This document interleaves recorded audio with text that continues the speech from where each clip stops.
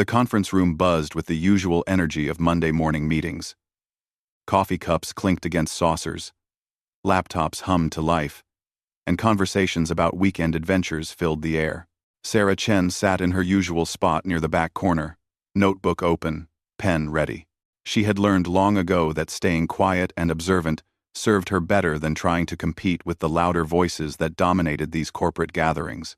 The quarterly leadership retreat at Morrison Defense Contractors always brought together department heads from across the company. Sales managers, engineers, project coordinators, and support staff all gathered to discuss upcoming contracts and strategic initiatives. Sarah, as the head of logistics coordination, found these meetings both necessary and exhausting. The company specialized in military support services, but most of her colleagues had never served themselves. "All right, everyone, let's get started," called out Marcus Webb, the vice president of operations. His booming voice cut through the chatter like a knife. At 52, Marcus had built his career on confidence and charisma, moving up the corporate ladder through a combination of smart networking and aggressive project management. He had never worn a uniform, but he spoke about military matters with the authority of someone who had spent years studying defense contracts and Pentagon procurement processes.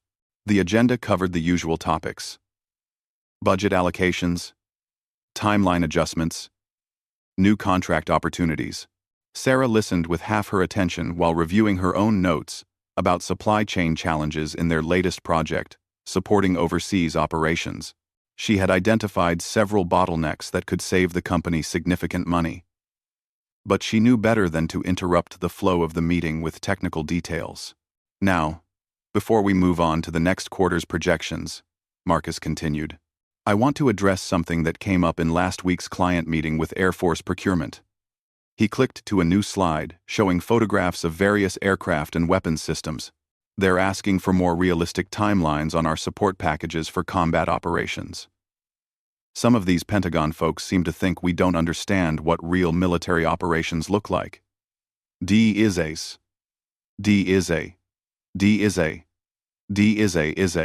A few chuckles rippled through the room. James Morrison, the company founder's son and current CEO, leaned back in his chair with a smirk. "These career officers sometimes forget that we've been supporting their missions for over 20 years. We know the business better than anyone." Active. In the pivot. Sarah shifted uncomfortably in her seat. She had read the same client feedback reports that Marcus was referencing, and the military officer's concerns seemed legitimate to her. The company's proposed timelines often reflected ideal conditions rather than the chaos and unpredictability of actual combat zones. "The thing is," Marcus went on, warming to his theme, "we need to demonstrate that we're not just another defense contractor pushing paper. We get what it's like out there." He gestured broadly at the room. "We've got the experience and expertise to support real military operations." Tom Bradley from sales raised his hand. "What kind of pushback are we getting exactly?" "They're questioning our delivery schedules for forward operating bases," Marcus replied. "Apparently they think we're being too optimistic about getting supplies through in hostile environments. One colonel actually asked if any of our team had ever been in a real firefight." He laughed. "As if that's relevant to logistics planning." Sarah felt her jaw tighten. She knew exactly how relevant combat experience was to logistics planning. The difference between theoretical knowledge and practical understanding could mean the difference between mission success and catastrophic failure. She had seen both sides of that equation. "Well, it's not like any of us have been dodging bullets," joked Linda Hayes from Human Resources. "We're contractors, not soldiers. That's why we're good at what we do. We bring business efficiency to military operations." More laughter filled the room. Sarah looked down at her hands, remembering the weight of flight controls under her palms, the taste of adrenaline, the split-second decisions that determined who went home and who didn't. Marcus clicked to another slide showing a graph of competitor analysis. "Morrison Defense has consistently outperformed our rivals in contract value and client satisfaction. But we need to address this perception that we're somehow disconnected from military realities." He paused, for effect. I think it's time we put together a presentation that really showcases our understanding of combat operations. What did you have in mind? Asked Jennifer Walsh from engineering. I'm thinking we need to get more aggressive in how we present our capabilities, Marcus replied. Show them that we understand the pressure, the stakes, the real-world challenges. Maybe bring in some military consultants, use more combat footage in our presentations, really drive home that we get it. Sarah almost spoke up then. The idea of using combat footage as a marketing tool struck her as deeply wrong. But she held her tongue. She had learned that challenging Marcus in public meetings rarely ended well for anyone. The discussion continued for another 10 minutes, with various team members offering suggestions about how to better connect with military clients. Most of the ideas centered around surface-level changes, updated presentation graphics, military terminology and proposals, consultant recommendations from retired officers who had transitioned into the defense industry. You know what would really shut down their concerns? Marcus said suddenly, his eyes lighting up with inspiration. If we could honestly say that our team includes people with real combat experience, real battlefield knowledge. That's not a bad idea. James Morrison agreed. Maybe we should consider that in our next hiring cycle. Bring in some veterans who've actually been deployed. Or, Marcus continued, getting more excited about his idea, maybe we already have that experience and just haven't been highlighting it properly. He looked around the room with the expression of someone who had just solved a complex puzzle. I mean, we've all seen Top Gun, right? We've all read about military operations, studied the doctrine, analyzed the strategies. In some ways, we understand these systems better than the people operating them. Sarah felt a familiar knot forming in her stomach. She recognized the dangerous territory this conversation was entering. Marcus was building towards something, and she suspected she wouldn't like where it was headed. Here's what I think we should do, Marcus announced. At our next client presentation, we need someone who can speak authentically about combat operations, someone who can look these Air Force officers in the eye and demonstrate real understanding of what they face. But none of us have actually served, pointed out David Kim from the finance department. That's not entirely true, Marcus replied with a grin.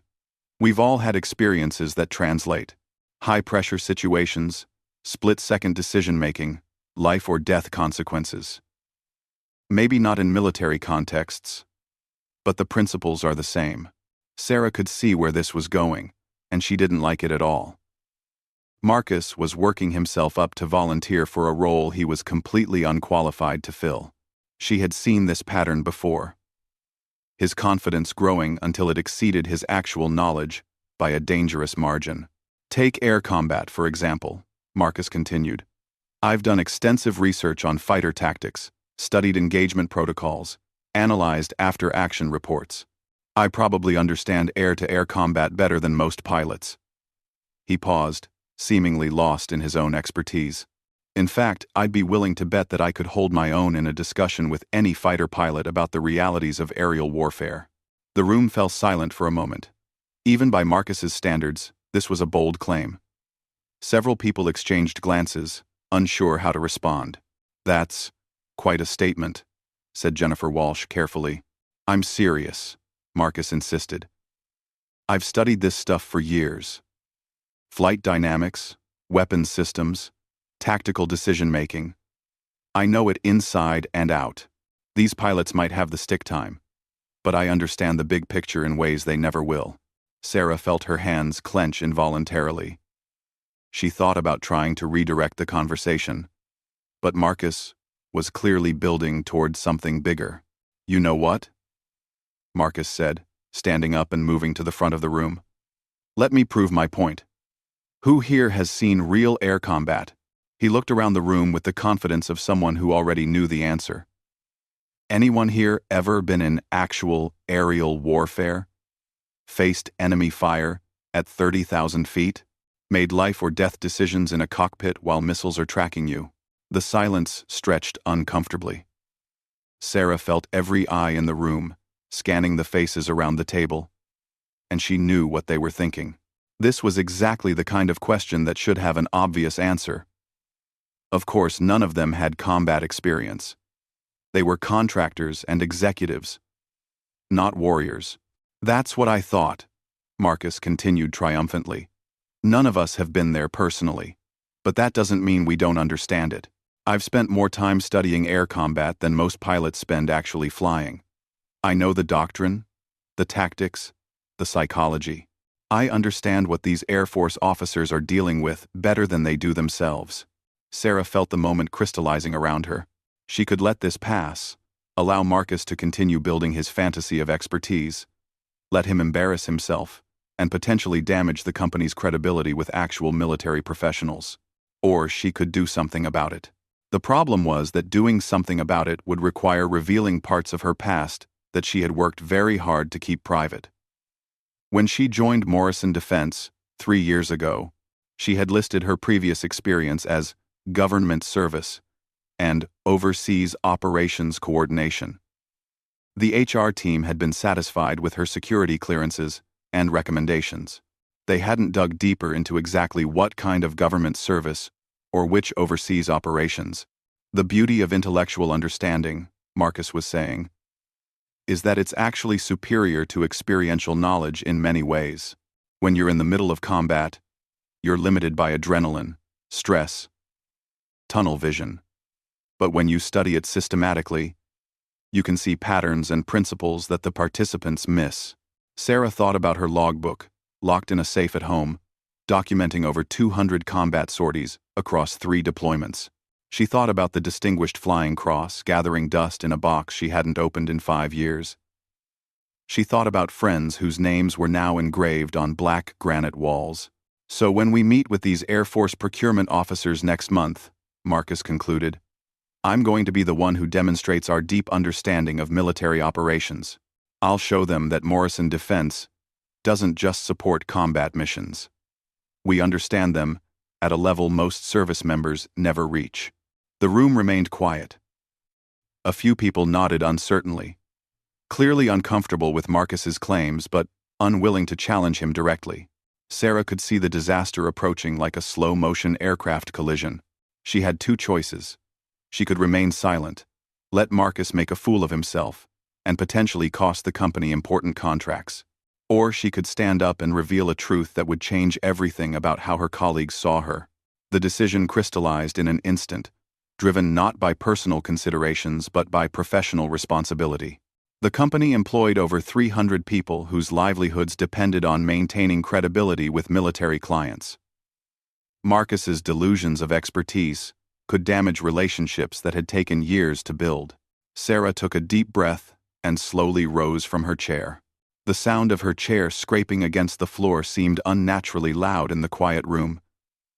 Every head turned toward her, and she could see the surprise on their faces. Sarah Chen, the quiet logistics coordinator, who rarely spoke in meetings, was standing up in the middle of Marcus's presentation. I have, she said quietly. You have what? Marcus asked, looking confused and slightly annoyed at the interruption. Seen real air combat, Sarah replied, her voice steady but soft. I have experience with actual aerial warfare. The silence that followed was different from the previous quiet moments. This was the silence of a room full of people trying to process information that didn't fit their understanding of reality. Sarah could see the confusion on faces around the table, the questioning looks, the obvious skepticism. Marcus stared at her for several seconds before forcing a laugh. Very funny, Sarah. I appreciate the attempt to lighten the mood, but we're trying to have a serious discussion here. I'm not joking, Sarah said, still standing. I spent 8 years as a Navy pilot, 3 combat deployments, FA, 18 Super Hornet. I have over 200 combat missions logged, including air-to-air engagements over Syria and Iraq. The room erupted in surprised murmurs. Sarah could see the shock spreading across faces, the rapid recalculation happening as her colleagues tried to reconcile this information with everything they thought they knew about her. That's impossible, Marcus said, his voice rising slightly. You're in logistics. You coordinate supply chains. You've never mentioned anything about being a pilot, because it wasn't relevant to my job here, Sarah replied calmly. And because Most people have assumptions about what military pilots look like. She could see exactly what he meant. Sarah was 5'4", soft-spoken, and had spent 3 years blending into the background of corporate meetings. She didn't fit anyone's image of a fighter pilot, which had always been exactly how she preferred it. Even if that's true, Marcus said, clearly struggling to regain control of the situation, that doesn't change the fundamental point I was making. Academic study can provide insights that— No, it can't, Sarah interrupted.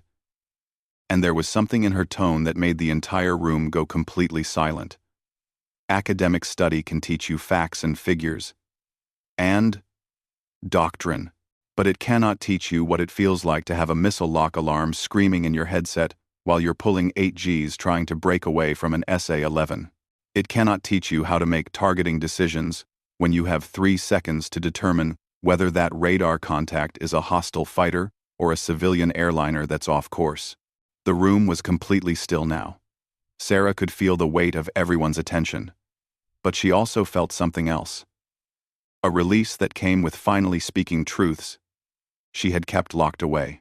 Academic study, she continued, cannot teach you how to lead a formation through a thunderstorm at night with enemy air defenses active below you, or how to land on a carrier deck in 30-foot seas when your backup systems have failed. It cannot teach you how to write letters to the families of wingmen who didn't make it home. Rand. We have rended. We have rended. Marcus opened his mouth to respond, but no words came out. Sarah could see the exact moment when he realized how badly he had miscalculated. The Air Force procurement officers aren't questioning our timelines because they don't understand business efficiency, Sarah said. They're questioning them because they understand that combat operations exist in a world where Murphy's Law is absolute, where the perfect plan survives about 30 seconds after first contact, and where the difference between success and catastrophe often comes down to factors that don't appear in any textbook. She paused, looking around the room at faces that were seeing her clearly for the first time. When they ask if anyone on our team has seen real combat, Sarah continued, they're not asking about credentials or qualifications. They're asking whether we understand that the lives of 18-year-old Marines depend on whether our supply convoys actually arrive when we promise they will, whether our maintenance schedules account for combat damage and operational tempo, whether our contingency plans are built on realistic assumptions about what happens when everything goes wrong at once. 2-3. One quote. 2-3-3. The silence stretched for what felt like minutes. Sarah could hear the hum of the air conditioning, the distant sound of traffic from the street below, the quiet breathing of 20 people who were trying to process a fundamental shift in their understanding of reality. Finally, James Morrison spoke. Sarah, he said carefully, I think we all owe you an apology. We clearly haven't done a good enough job of understanding what experience we actually have on our team. One so. Thanks for watching. I confirmenter. Our generalio. Sarah nodded slightly but remained standing. She wasn't finished yet. Mr. Webb, she said, looking directly at Marcus. You asked who here has seen real air combat. The answer is that I have. I've seen it from the perspective of someone whose job was to deliver precision strikes while avoiding enemy fire, to protect ground forces while managing fuel and ammunition constraints, to make split-second decisions that determined mission success or failure.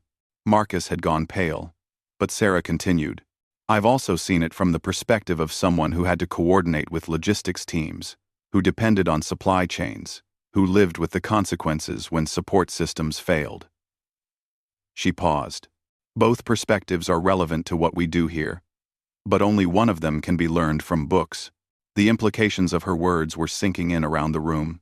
If Sarah had this kind of background, how many other assumptions had they been making about their team, their capabilities, their understanding of their clients' needs? Why didn't you ever mention this before? Asked Jennifer Walsh. Genuine curiosity in her voice. Sarah sat back down, suddenly feeling the weight of the attention. Because I learned early in my civilian career that mentioning military service, especially combat experience, tends to change how people see you. Sometimes in positive ways, sometimes negative. I preferred to be judged on my work rather than my background. But this is exactly the kind of experience we need our clients to know about, James Morrison said. This is credibility we didn't even know we had. Maybe, Sarah replied. But credibility has to be earned, not claimed, and it has to be authentic. She looked directly at Marcus. When you tell Air Force officers that you understand air combat better than they do, you're not demonstrating credibility. You're demonstrating ignorance of how much you don't know. The meeting that had started with Marcus's confident assertions about expertise had transformed into something entirely different. The comfortable assumptions about knowledge and experience had been shattered, replaced by a more complex understanding of what it meant to truly know something. As the initial shock wore off, Sarah could see her colleagues beginning to ask new questions. Not just about her background, but about their approach to their military clients, their understanding of the missions they supported, and the gap between theoretical knowledge and practical experience. The conversation that followed would reshape how Morrison Defense presented itself to military clients.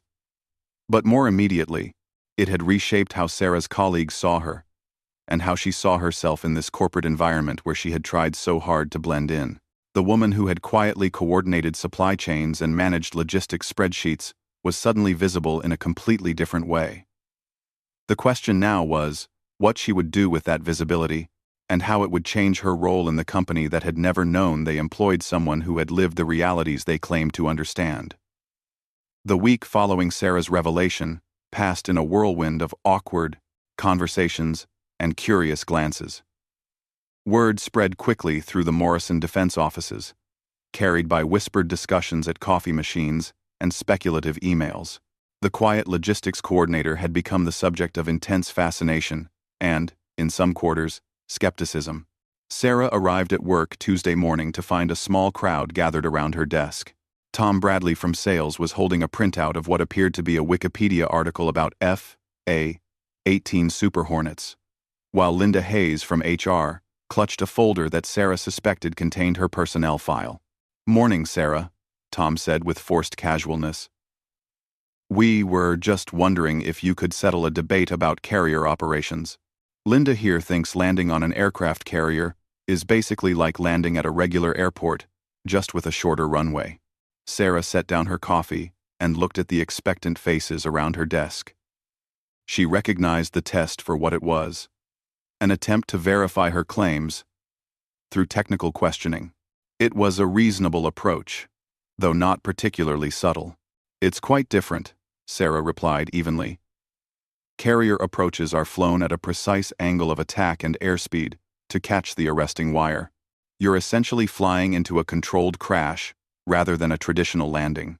The runway moves with the ship, weather conditions change constantly, and you have to account for deck motion in all three axes."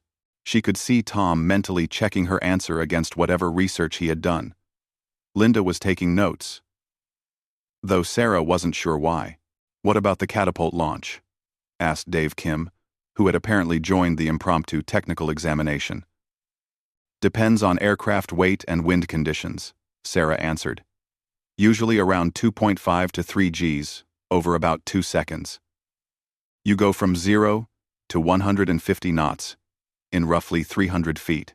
The interesting part is the sudden stop when you reach the end of the catapult stroke. That's what takes some getting used to." Exer,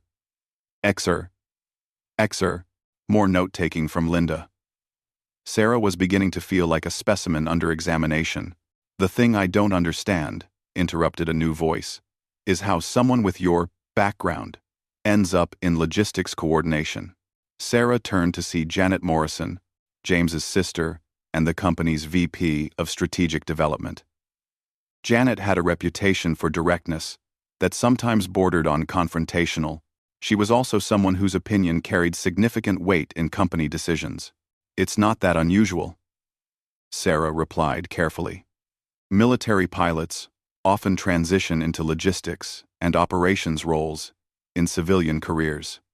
The skills overlap more than people might expect. But why here? Janet pressed. Morrison Defense is hardly a prestigious destination for former military officers. We're a solid company, but we're not exactly Boeing or Lockheed Martin. Why would someone with your qualifications choose to work in our logistics department? The question hung in the air with uncomfortable weight. Sarah could see that Janet wasn't just curious. She was suspicious. The implication was clear. If Sarah really had the background she claimed, why wasn't she working somewhere more impressive? Sometimes people choose positions for reasons beyond prestige, Sarah said evenly. I wanted a role that would let me contribute without being in the spotlight. The logistics coordination position offered good work with reasonable hours and the chance to support military operations without the complications that come with higher profile roles. Complications? Janet raised an eyebrow. Sarah hesitated. She had already revealed more about herself in the past week than she had intended, and she could sense that Janet was probing for something specific. Military service can be complex to explain in civilian contexts, Sarah said finally. Sometimes it's easier to let your current work speak for itself, rather than having every interaction filtered through assumptions about your past. Before Janet could respond, Marcus Webb's voice boomed across the office area. Sarah, perfect timing. I need to speak with you immediately. The crowd around her desk dispersed with obvious reluctance. Sarah gathered her things and followed Marcus toward his corner office, acutely aware of the eyes tracking their movement. Marcus closed his office door with more force than necessary and gestured for Sarah to sit in one of the leather chairs facing his desk. His office was decorated with military memorabilia, model aircraft, framed photographs of various weapons systems, and a collection of challenge coins that Sarah suspected had been purchased rather than earned. We need to talk, Marcus began without preamble. About Monday's meeting, and what happens next. Sarah waited for him to continue, noting the tension in his posture and the carefully controlled tone of his voice. I've been thinking about your revelation, Marcus said, settling behind his desk. And I have some concerns about how this information is being handled. What kind of concerns? Well, for starters, the timing seems convenient, Marcus replied, leaning back in his chair. You sit quietly for 3 years, never mentioning any military background, and then suddenly, in the middle of a meeting where I'm discussing combat expertise, you decide to speak up with claims about being a fighter pilot. Sarah felt a familiar knot forming in her stomach. I spoke up because you were making statements that would have damaged our credibility with military clients. That seemed more important than maintaining my privacy. That's an interesting way to put it, Marcus said with a thin smile. Another way to look at it is that you were undermining my authority in front of the entire leadership team. The accusation sat between them like a loaded weapon. Sarah realized that Marcus had spent the past week nursing wounded pride and building a narrative that cast her revelation as a personal attack rather than a professional necessity. Mr. Webb, Sarah said carefully, my intention was never to undermine anyone.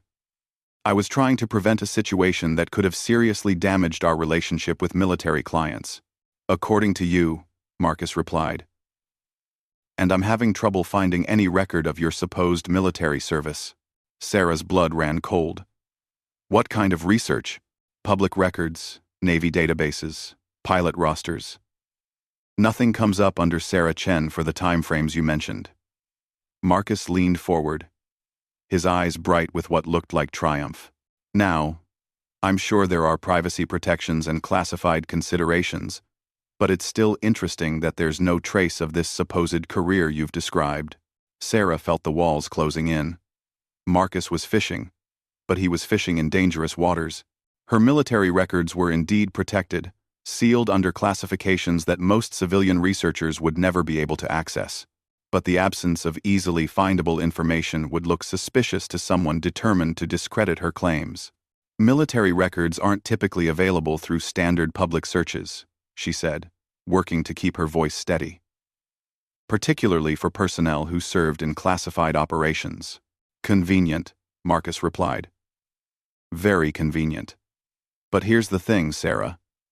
Even if your claims are accurate, and I'm not saying they are, we have a problem. You've created a situation where the entire company leadership is questioning my expertise and credibility. Sarah could see where this was headed, and she didn't like it. James Morrison called me yesterday, Marcus continued. Apparently, some of our military clients have heard rumors about our team composition. Word travels fast in defense contractor circles. They're asking questions about whether we've been misrepresenting our capabilities. We have been misrepresenting our capabilities, Sarah said quietly. That was exactly the problem I was trying to address. From your perspective, Marcus shot back. But my perspective is that we had a working relationship with our clients based on demonstrated competence and professional expertise. Your little performance on Monday has called all of that into question. Sarah realized that Marcus was constructing a narrative where her honesty had become the problem rather than his false claims. It was a clever deflection, and potentially a dangerous one. So, here's what's going to happen, Marcus continued. James has asked me to verify your background claims before our next client meeting. I need documentation, service records, proof of your supposed combat experience. That's not how classified military records work, Sarah replied. Most of my service documentation isn't available through normal channels. Then we have a problem, Marcus said with satisfaction. Because, without verification, your claims start to look like elaborate fiction, designed to embarrass me and advance your own position in the company. Sarah felt trapped. Providing the kind of documentation Marcus was demanding would require revealing far more about her past than she was comfortable sharing. But failing to provide it would allow him to paint her as dishonest or delusional.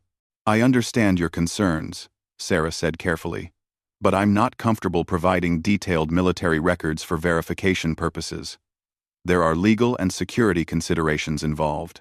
Legal and security considerations, Marcus repeated mockingly.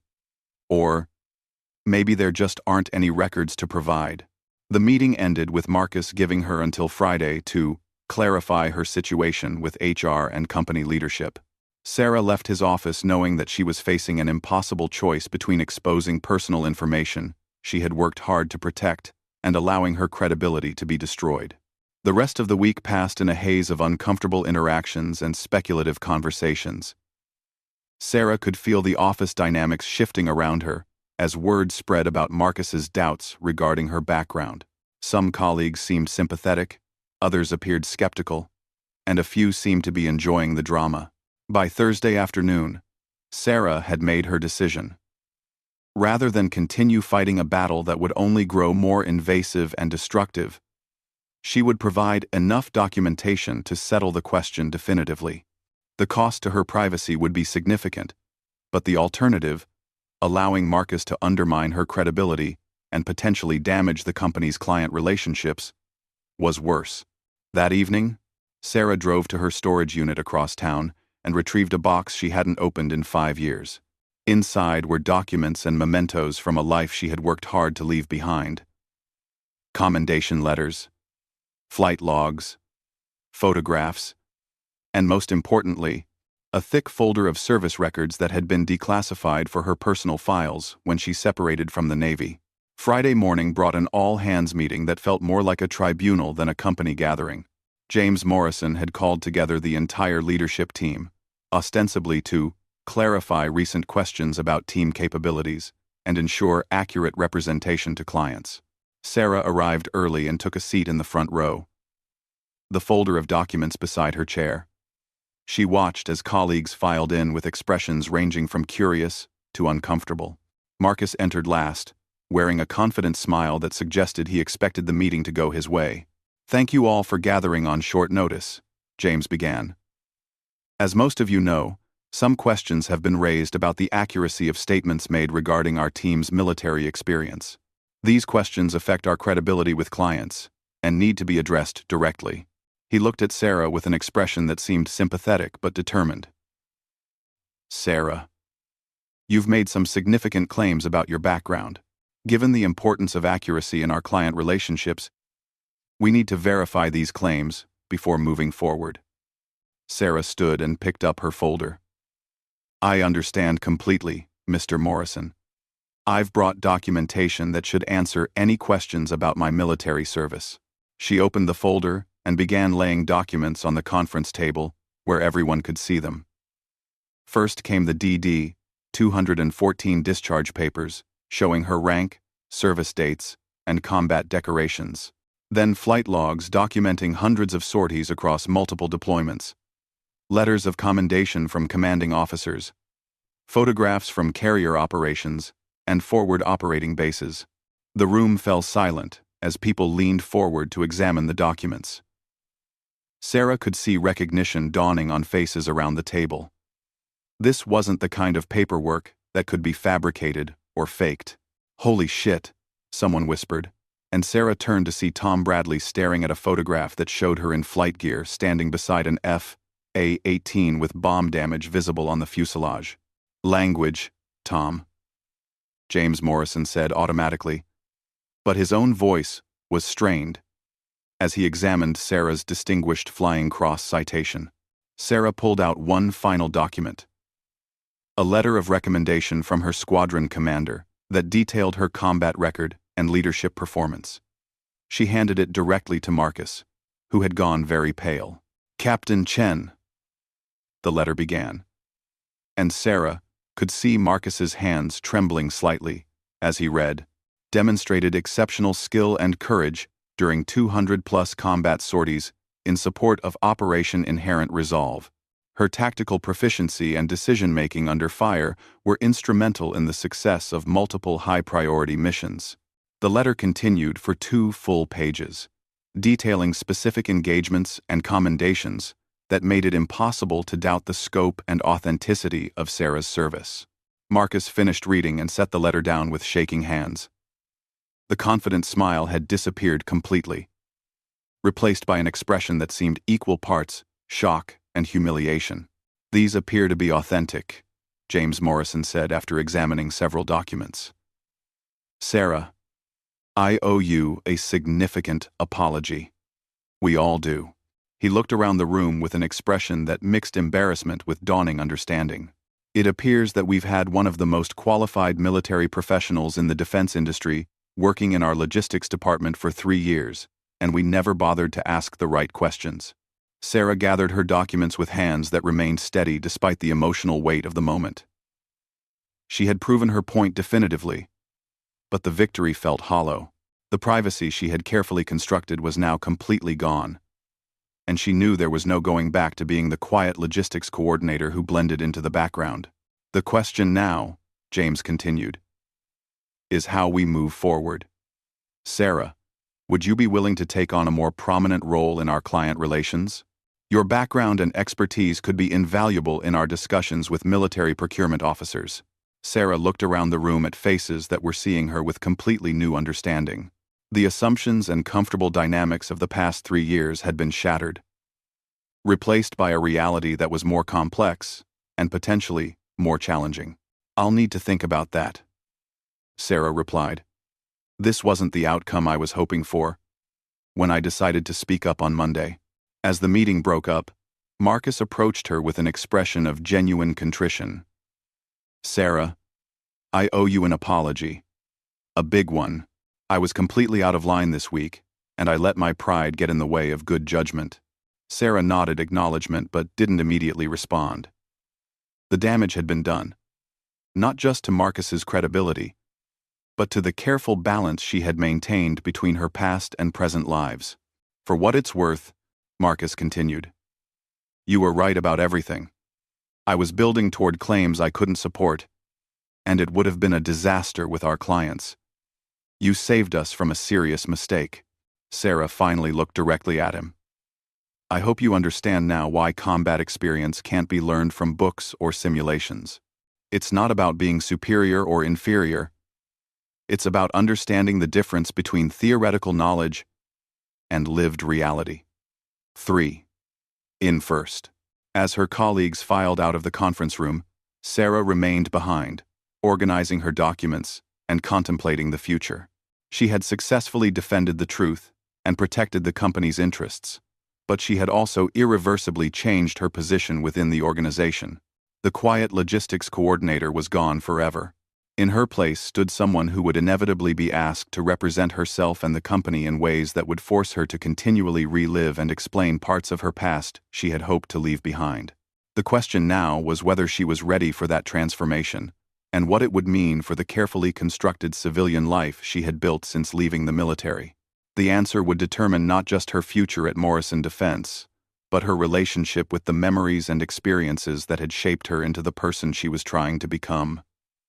3 months later, Sarah stood in the Pentagon briefing room facing a panel of Air Force procurement officers who represented the largest potential contract in Morrison Defense's history.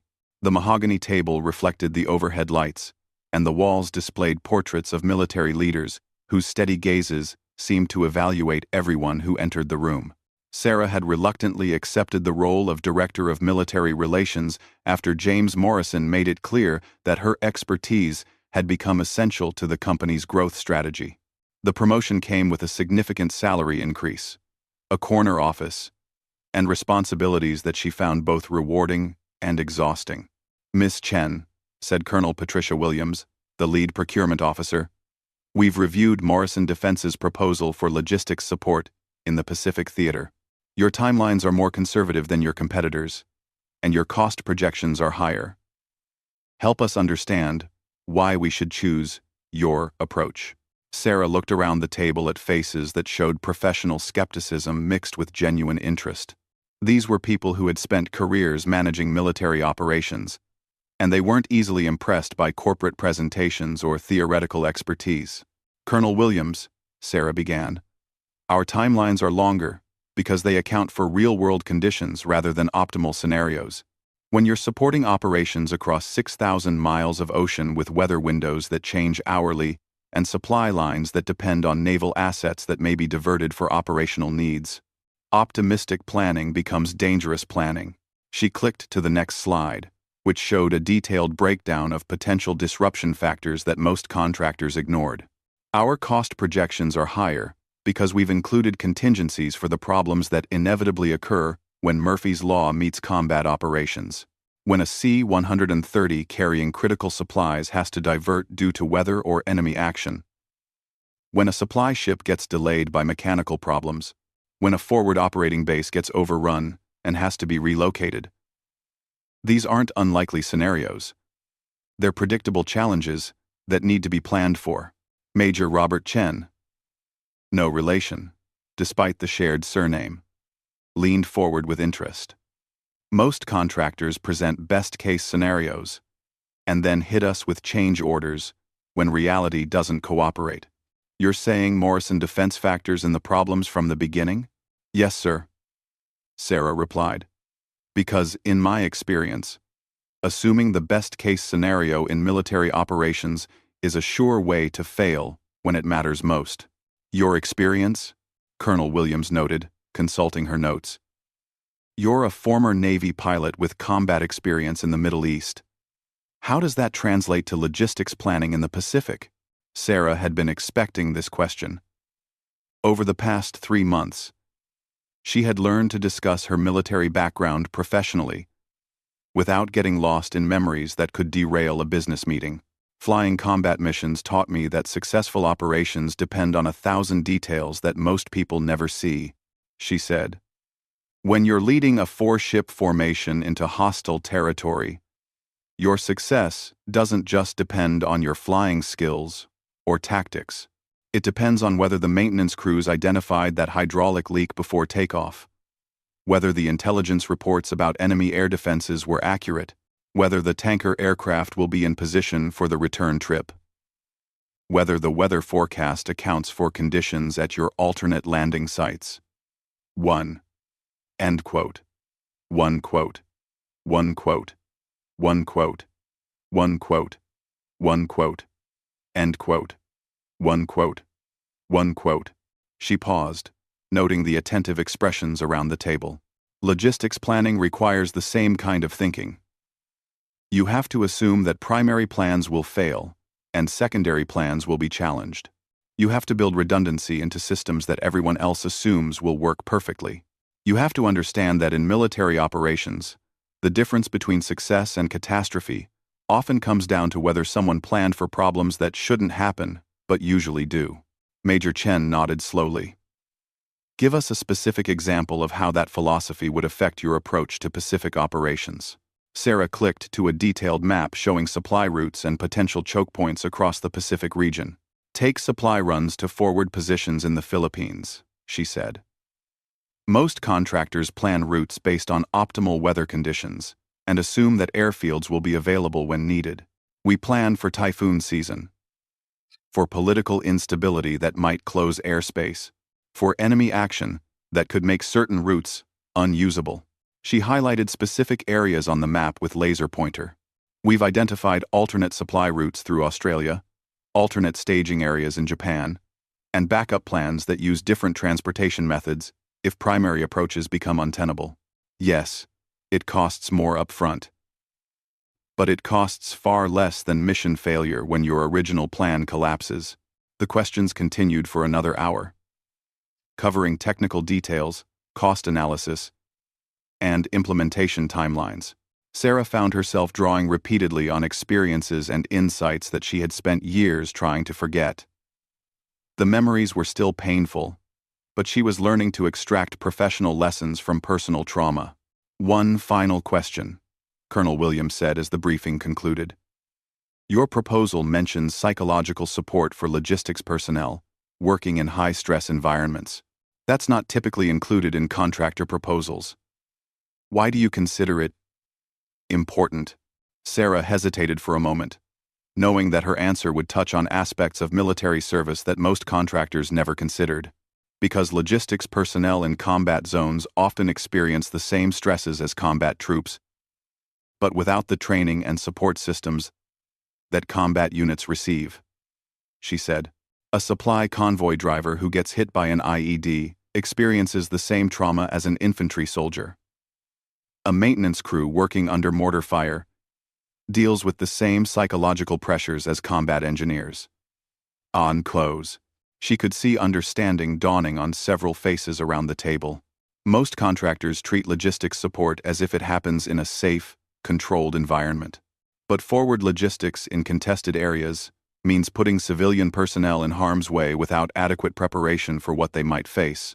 We include psychological support because taking care of our people isn't just the right thing to do.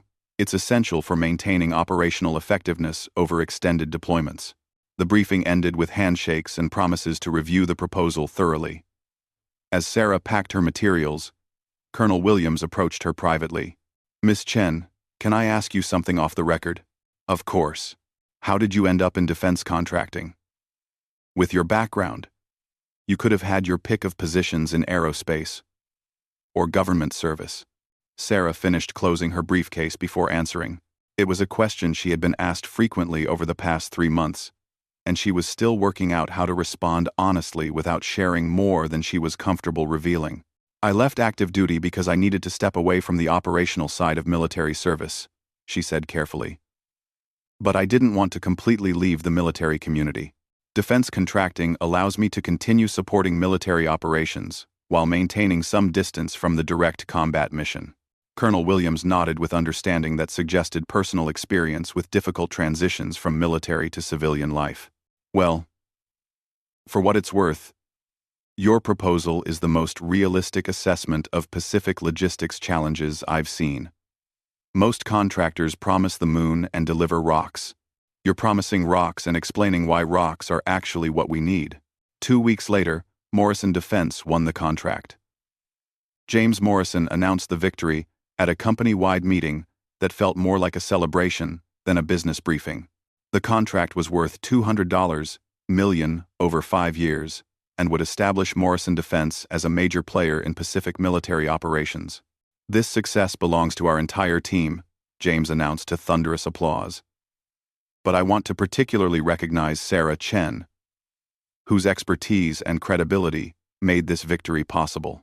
Sarah acknowledged the recognition with a nod and a smile, but she felt the familiar discomfort that came with being singled out for achievements that highlighted her military background.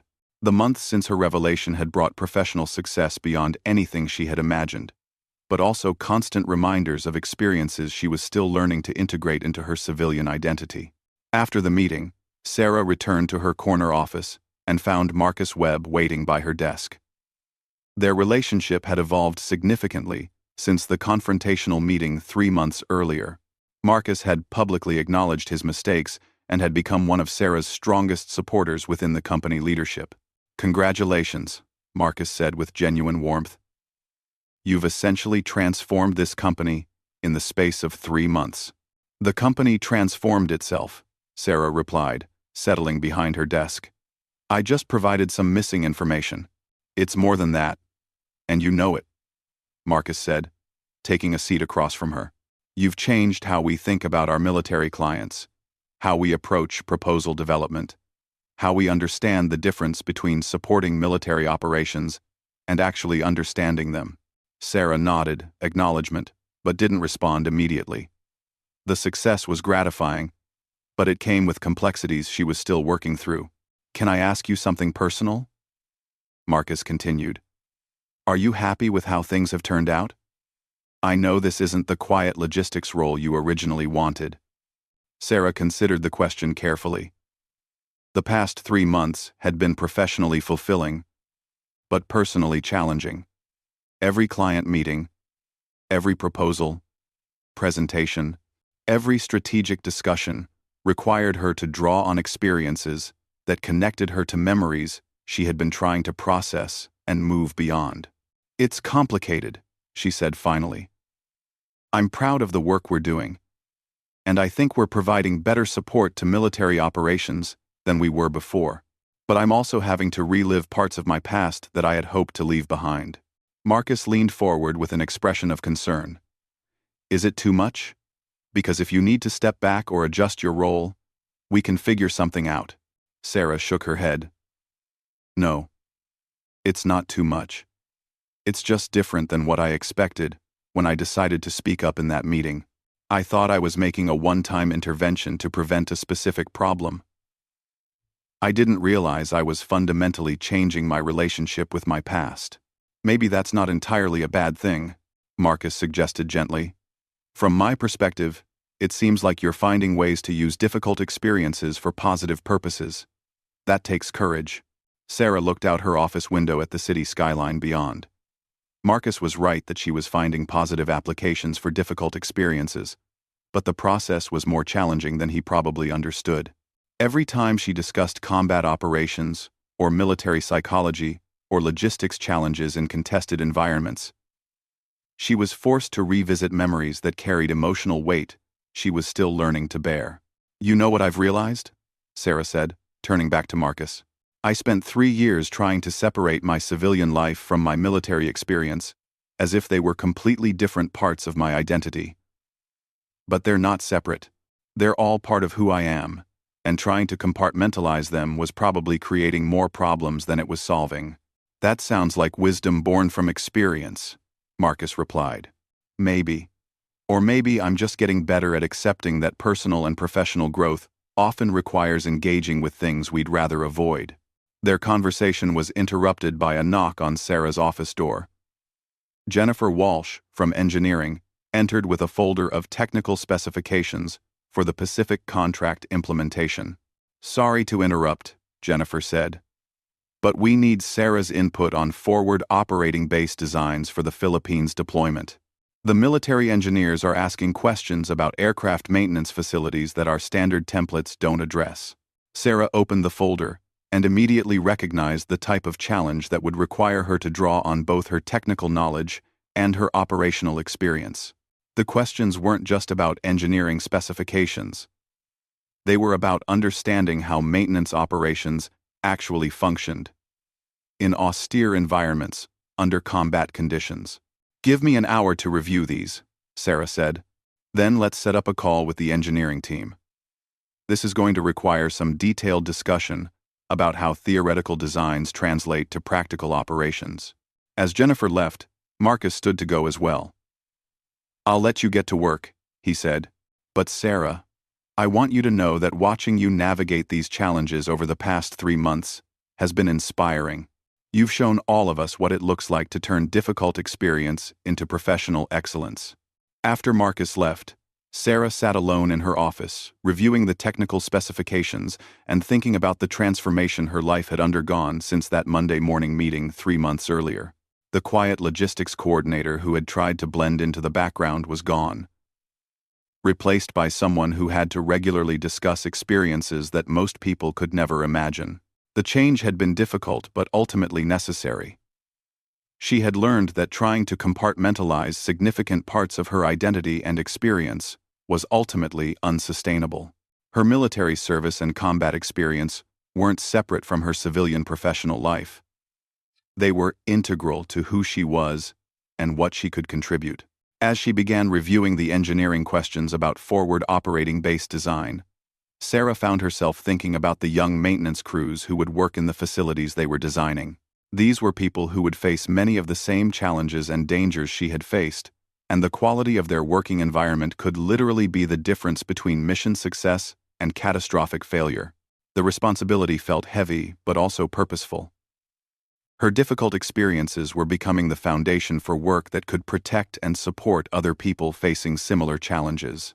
The transformation from trying to escape her past to actively engaging with it for constructive purposes felt like a kind of integration that she hadn't expected to achieve. Sarah opened her laptop and began drafting responses to the engineering questions, drawing on memories of maintenance operations under fire, equipment failures in hostile environments, and the countless small details that determined whether complex operations succeeded or failed. The work was challenging and sometimes emotionally demanding, but it was also meaningful in ways that her previous attempts to minimize her military background had never been. For the first time since leaving active duty, Sarah felt that her military experience and civilian career were working together rather than in tension with each other. The integration wasn't complete, and probably never would be, but it was progress toward becoming whole rather than compartmentalized. The woman who had quietly stood up in a conference room 3 months earlier to challenge false claims about combat expertise had become someone who could transform difficult personal experience into professional excellence that served both her company and the military community she had never really left behind. As afternoon turned to evening, and Sarah continued working on technical specifications that would affect forward operations across the Pacific, she realized that her journey from trying to hide her past to actively engaging with it had become a story about finding purpose in difficulty and strength in authenticity. The quiet logistics coordinator was gone, but the person who had taken her place was both more vulnerable and more powerful, more challenged, and more capable of meeting those challenges with wisdom born from experience that could never be learned from books.